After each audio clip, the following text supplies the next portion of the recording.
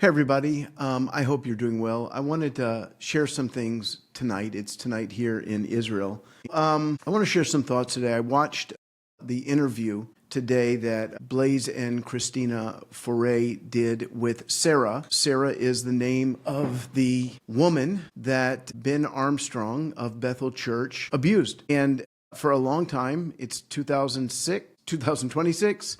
I think it happened in 2012 or 11, around there. So for 15 years, they called it an affair. And what you're going to hear, I got one clip to play, but I'm not going to play clips. I'm just going to share from my heart. And I would encourage you to go to Wake Up and Win, their YouTube channel, and watch the interview. It's really powerful. And I want to first, thank you, Blaze and Christina, for doing that interview. But Sarah, God bless you. You have helped women today. You've helped men, other victims. You've helped the church to see, to understand. And probably the most touching part of the whole video was at the end when you said that you were afraid to share with other former Bethel students about what you went through because you kind of felt like you had been rejected. They didn't like you. You were the one that was in the affair with Ben, and you found open arms. You found people who cared, people who listened. And I think that's really where much of the church is today. Often the leadership, sadly, is not there. Leaders would do well to really get in touch with the body, with the sheep, to understand what they are feeling, how they're seeing this, because they're seeing it really quite differently. They don't like cover-up culture. They don't want things like what happened to Sarah to be covered up or to be named something that it's not. So when somebody takes you on a journey of manipulation, where they're constantly pushing the boundaries until it ends up becoming an unholy relationship, that is not consent. That is not informed consent. That is not two people entering into a sexual relationship. That is clergy sexual abuse. And I am encouraged by some of the things I'm hearing out of Bethel. I'm a little discouraged by the turtle pace of getting in touch with people. We did that interview last week with Roz, and she also was groomed by Ben. That is her story. And she reached out to Bethel on February 2nd. She got a note that they had received her inquiry on February 4th in a private meeting with Bethel School of Supernatural Ministry alumni. The leader of that meeting said, "We are calling her today." That was February 4th. It's now the 14th. And then yesterday, finally, somebody reached out to, the HR rep, and Dan, I don't know, is it Fairley, reached out to her for a meeting. Why not immediately? You have a woman who has made 2 interview videos, shared her own testimony and saying, "I was groomed by Ben Armstrong." Why would you not pick up the phone right then and say, "What? Excuse me? What did you just say? Can we get that story? We care. We're concerned. We know who you are. Yeah, you were part of our school and you're valuable. Your story's valuable." How does it take more than a week to say, "Okay, we're ready for you now"? Is she ready for you? That's the real question. But anyways, so Sarah, God bless you for coming forth and sharing your story. I know that was scary, but wow, it was powerful. And I want to go through some of the things. Like I said, I'm only going to share one clip with you. And before I do that, I watched this, I guess it was 3-hour meeting with the BSSM alumni and some of the leaders. And one of the statements that was made, and I'm tired. I'm not here to beat up on people. And I'm not here to be sensational or salacious. So I'm not even going to say who said it. But this leader of Bethel said, as they're saying, we're listening to people, we're learning, we're going to get this right, and we're going to model. We're going to be a model. We're going to model this. We're going to model how to do this right. Maybe it's not the best language to be using right now. Maybe people aren't really looking at you as a model. As each day goes by, I hear more and more really weird stuff. Now, I'd heard for years about some of the accusations, the grave soaking stuff. And I just said, all right, they said they didn't do it. I'll believe them. Why not? I live halfway across the world, so it doesn't affect me. It's not my world.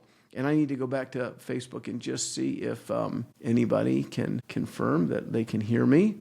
I forget to do that sometimes, not showing up there. Okay, we'll just continue. So maybe it's not the best language to be using. Like, this is part of, forgive me, but the pride that I'm learning, that I'm seeing coming out of Bethel. We have the heavenly culture. We have the right model. We have the right recipe for revival. We know how to have sustained revival. Come to us and learn how to do it. And you actually had a culture that created victims. You had a culture that did not protect people, as we're going to see in just a minute. So instead of saying we're going to be a model, I mean, that was the same language. There was a voice text from Dr. Michael Brown to Joel Richardson where he said, we're going to model how to be investigated.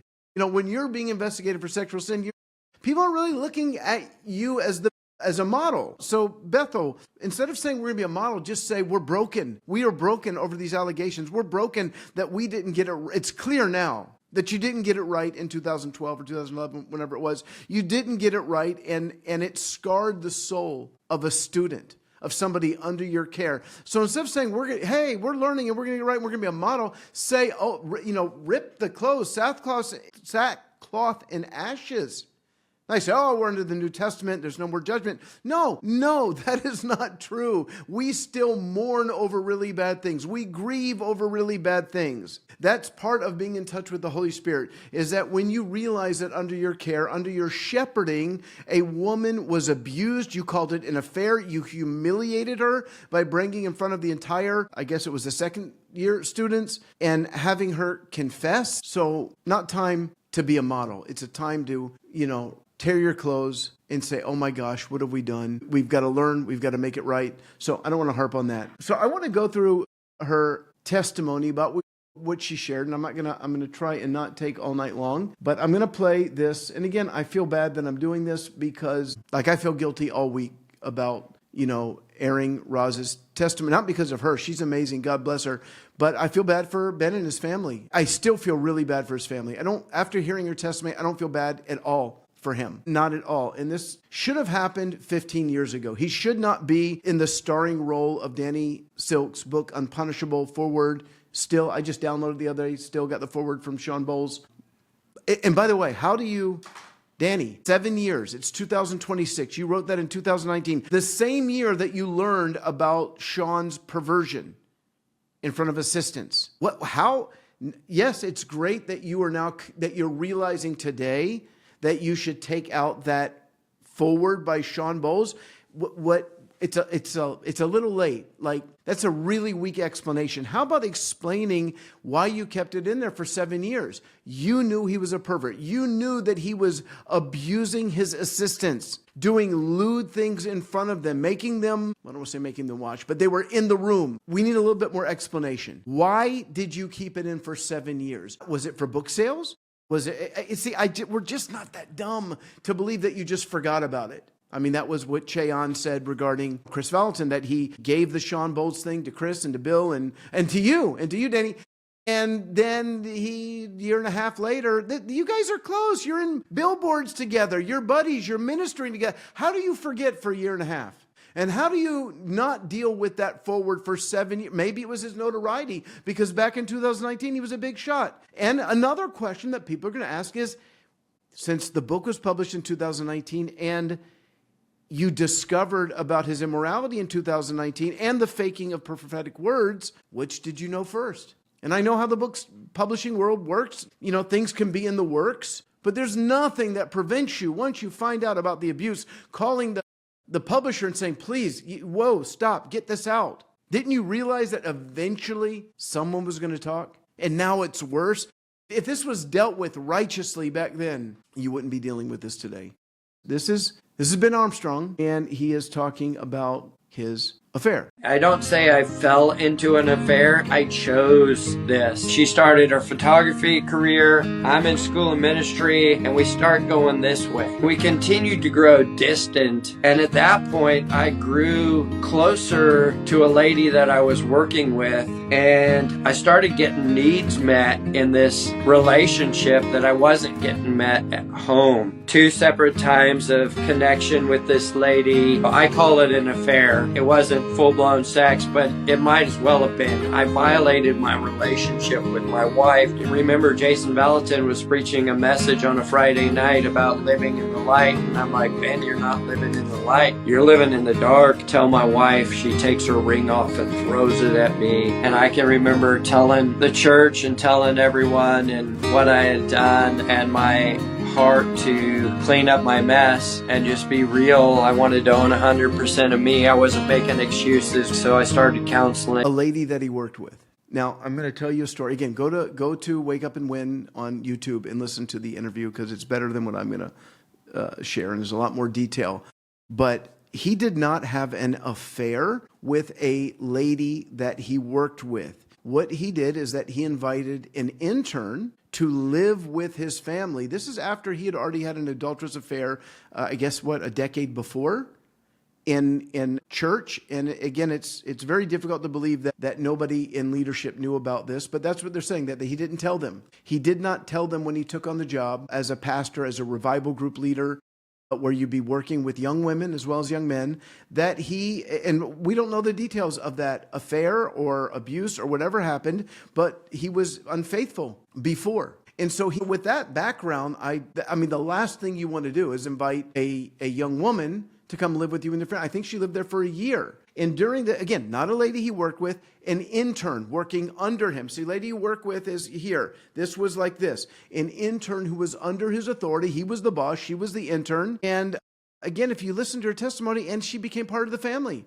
She became so much a part of the family that they had some ceremony to make her officially their daughter, and she was super close with the family. She loved them. That is not a lady that you worked with. Come on, Ben. That is not a lady that you worked with. If you're going to give your testimony, if it's going to be written about in a I don't know if it was a best-selling book, but certainly a very popular book, Unpunishable. If you're going to, do podcasts with Jason Valentine, if you're going to tell the whole world about your testimony, at least tell the truth. I had this issue when I was first a pastor. And then I didn't tell the people at Bethel about it when I got the job, which was really wrong. It was dishonest. And then we invited my intern to come live with us. And then I did creepy things, like asked her when her period was, because that's when women hear from God. And you said that the Lord told you it was because it's connected to the blood. We don't get theology from subjective voices. We get theology from the Word of God, and that is nonsense, absolute nonsense. But anyway, you're talking to your female young intern about her period. That's creepy. That is creepy behavior. You made a blood covenant with her because she cut herself, and so you cut yourself.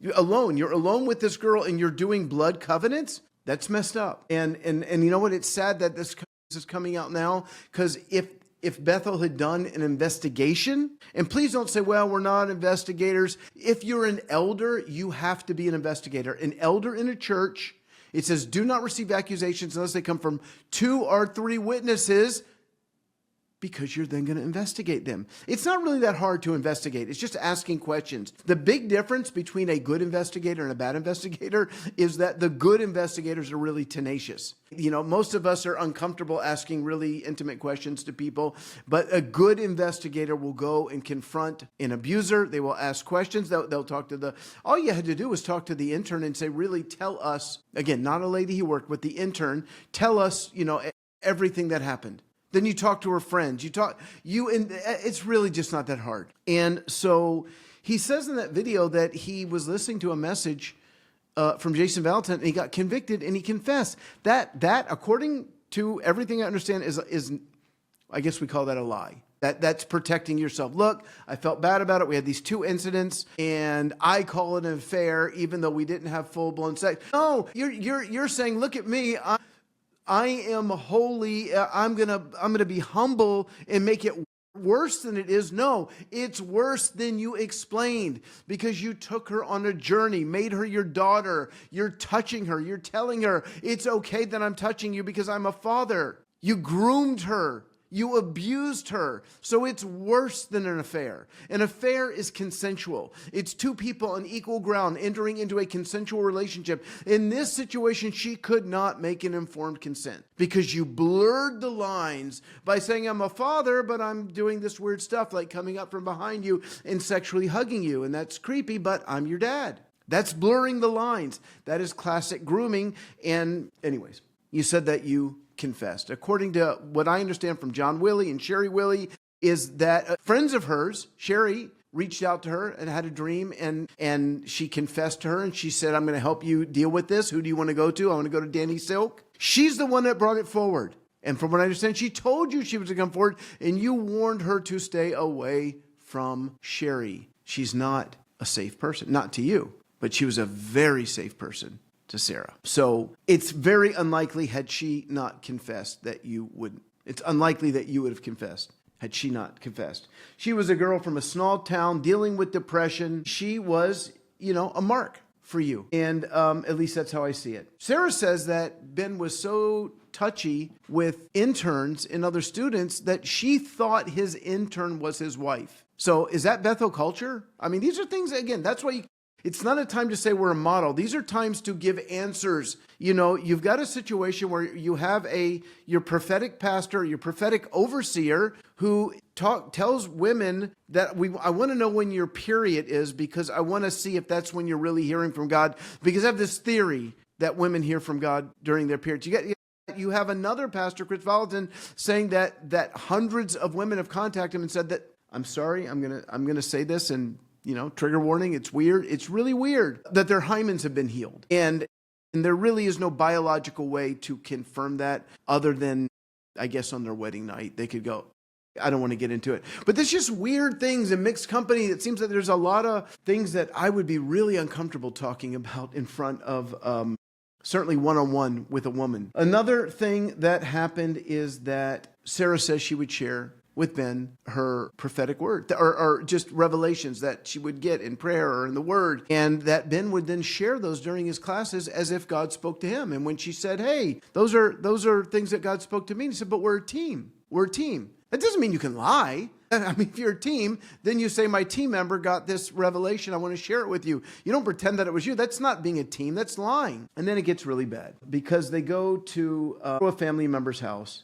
just the two of them. And for some weird reason, I mean, this, again, I don't get it. The family member has the two of them staying in a room together. So you have an adult man and a early 20s young woman who works for him staying together in the same room. And that's when things got weird. She got up to go to the bathroom, or he got up to go to the bathroom. When he came back, some would say sexually assaulted her.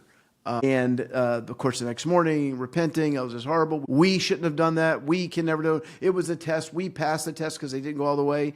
It's enough with the we language. It's like a friend of mine who, Londa Parker, God bless her, she talks about being sexually abused by her stepfather. And when she told him she was going to tell her mother what he did, he said, we'll tell her together what we did, or I'll tell her what we did. We didn't do anything. You did something. And so it wasn't long. He said, we'll never do it again. We don't have to tell anybody. We'll never do it again. And then it was, I don't know how many weeks later, how much time later, but apparently Ben called her up. And Ben said, hey, listen, my wife is out of town and I need some help with the kids, or come over, hang out with the kids, watch a movie, something like that. And she gets over there and the kids aren't there. Where are the kids? Oh, I farmed them out for the night. And then he gets her drunk. 5 beers. Small girl, small young woman. 5 beers. That's a lot of beers for a small woman. You're getting her drunk, and then you take her to your bedroom. Now, if she had not resisted, I can only imagine where it would have ended, but it didn't go that far. Thank God. And then she confessed. Let's not say confessed. She told, she shared, but now because that's part of the grooming experience, is that you want them to, we did this together. We're both guilty. We're both consenting to this, when in fact she's been groomed and manipulated. And so when they go to say something really bad is happening to me, they end up in their mind confessing. But what they're really saying is, I was abused. They just often don't have the words, the verbiage for that. And clearly neither did the leadership of Bethel.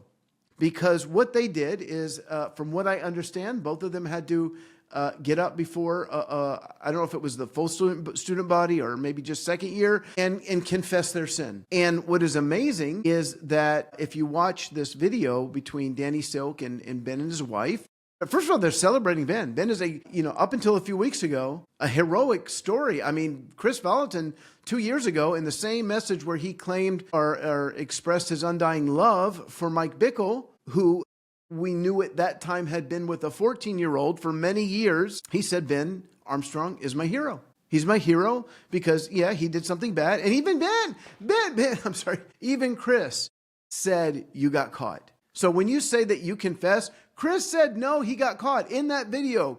Chris is, I assume, telling the truth that you got caught, but he said you got caught and you hung in there and you went through restoration and he said we don't put any guardrails on him. He can be with women. Do you know how dumb that is?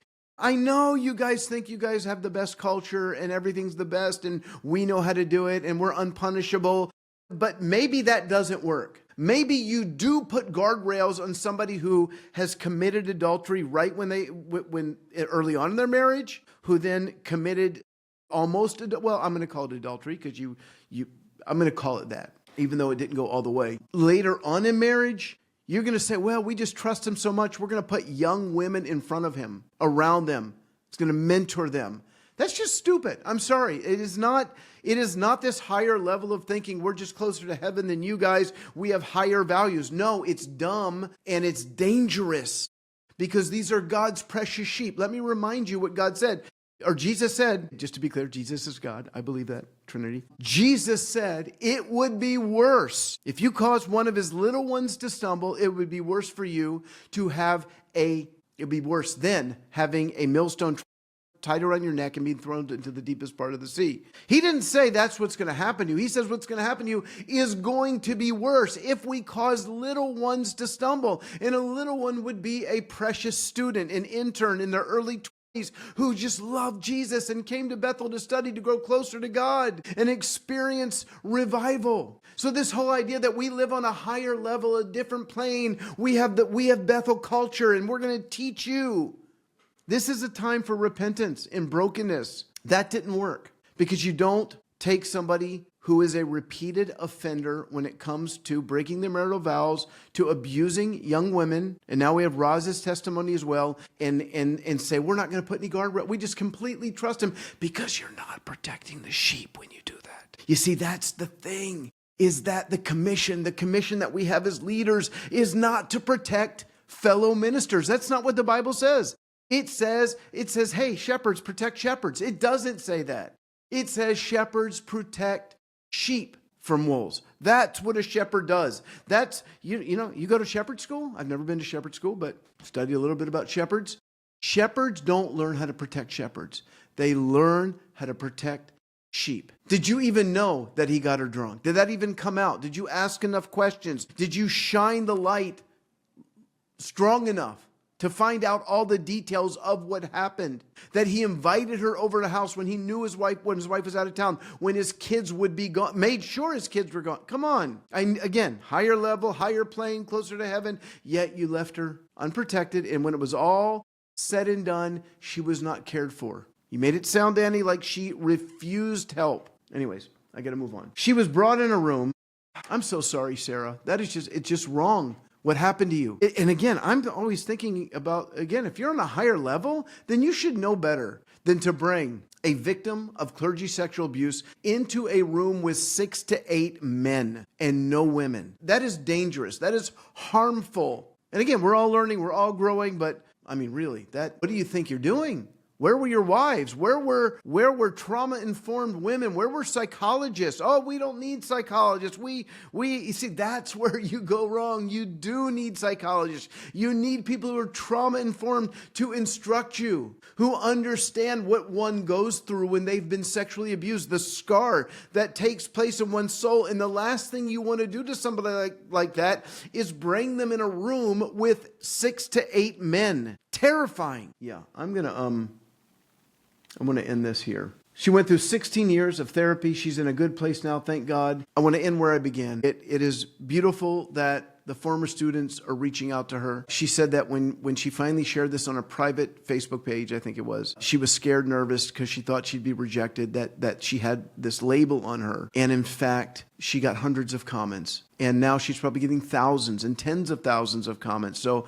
I just want to say, Sarah, God bless you for your bravery. And you see now, I know it's been hard these 16 years, but I believe the future is bright for you. Because God is going to use, I'm not saying that you have to be this voice and you have to be this advocate and that there is no pressure. You've already shared your story, and that story is going to go far and wide, and it is going to bless people, and it's going to help other women. There are other women and men who have been groomed and have been not just groomed into the sexual experience, but to believe that they were equal participants, that they consented to being abused. And they were going to watch your testimony, and the light bulb is going to go on, and they're going to say, I didn't agree to that. I did not want to do that. I'm not dirty. I'm not guilty. And people are going to come forward. This is a moment and time in the church where we could see reformation. And this has been building for years now. So, Sarah, God bless you. Really, God bless you. And may the Lord bless you, your family, your husband, your children. And thank you for your voice. And everybody else, God bless you. Thanks for being with us today. And bye-bye.